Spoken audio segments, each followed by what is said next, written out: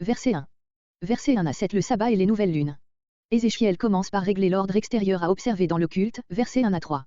Le portique du parvis intérieur, figure 1, I. Le portique oriental extérieur, figure 1, B, reste toujours fermé, parce que l'Éternel est entré par là, il en serait de même du portique intérieur, si les besoins du culte n'exigeaient pas qu'il fût ouvert dans les jours indiqués et dans le cas mentionné verset 12. Verset 2. Du dehors, du parvis extérieur. Dans le vestibule du portique, figure 3, G. À côté du poteau, ainsi sur le seuil F.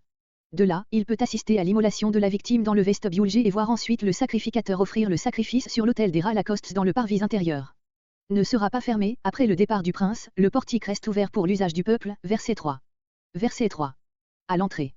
Le peuple ne monte pas les degrés et ne pénètre pas jusqu'au seuil. Verset 4. Verset 4 à 5 Les victimes prescrites pour le sabbat. 6 agneaux, la loi n'en réclamait que 2, sans bélier, avec 2/10 d'épha comme oblation, nombre 28.9.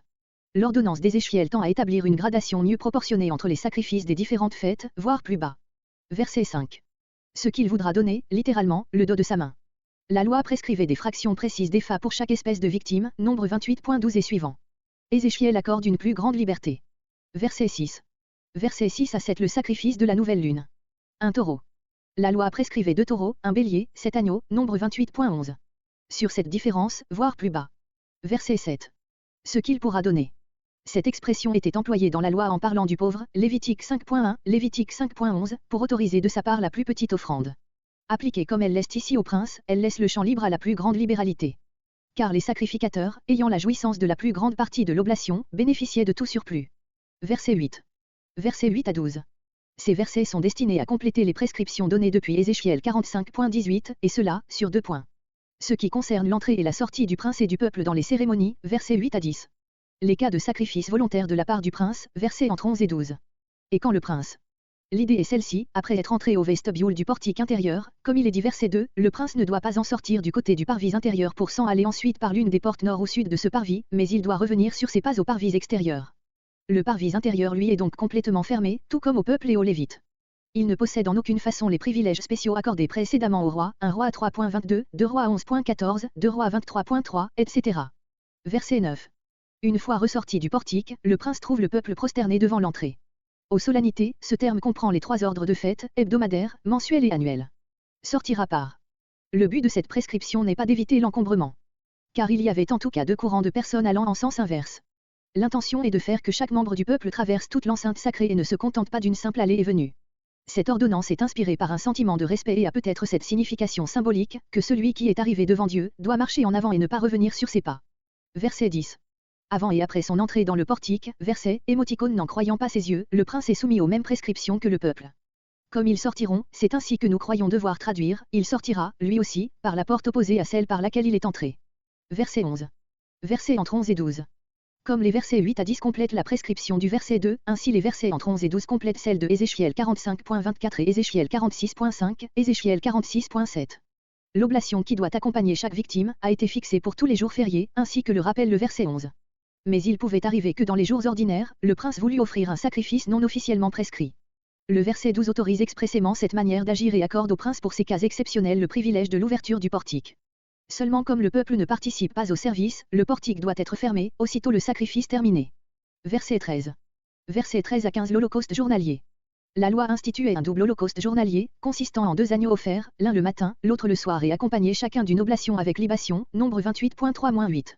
Ézéchiel ne parle que de l'holocauste et de l'oblation du matin, non de celle du soir. L'oblation est légèrement augmentée, peut-être pour remplacer la libation supprimée. Tu offriras. C'est au peuple tout entier que le prophète adresse cette injonction. Le prince n'est chargé que des sacrifices des solennités, celui-ci est l'affaire du peuple. Verset 15. Comparez Lévitique 23.14.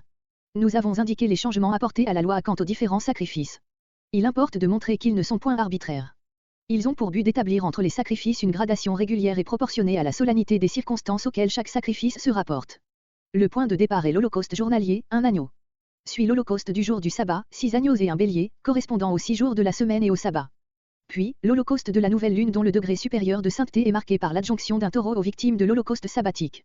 Enfin, les 2 grandes fêtes, Tabernacles et Pâques, ici plus d'agneaux dans l'holocauste, mais 7 béliers, qui représentent seul le petit bétail, et 7 taureaux.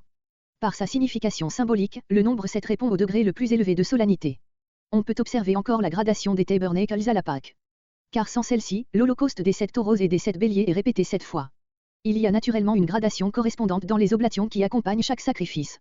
Mais il y a plus encore, la proportion de l'oblation pour chaque victime est augmentée, dans la loi, pour chaque taureau, 3/10 d'épha, pour chaque bélier 2/10, pour chaque agneau 1/10. Dans Ézéchiel, pour chaque taureau un épha, pour chaque bélier un épha, pour chaque agneau, ce que l'on veut bien.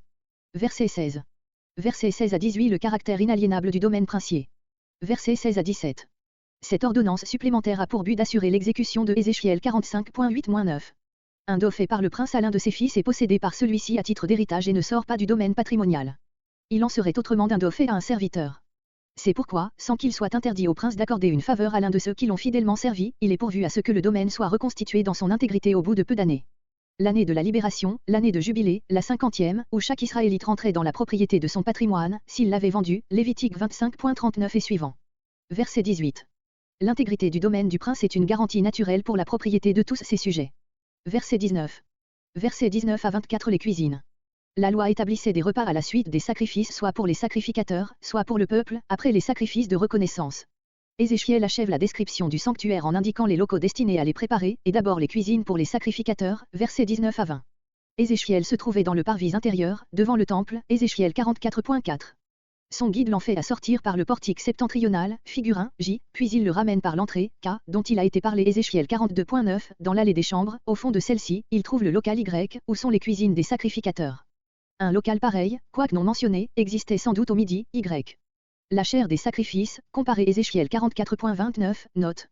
Sanctifie le peuple, comparé Ézéchiel 44.19, note. Verset 21. Versets 21 à 24. Les cuisines du peuple, figure 1, X, X, X, X.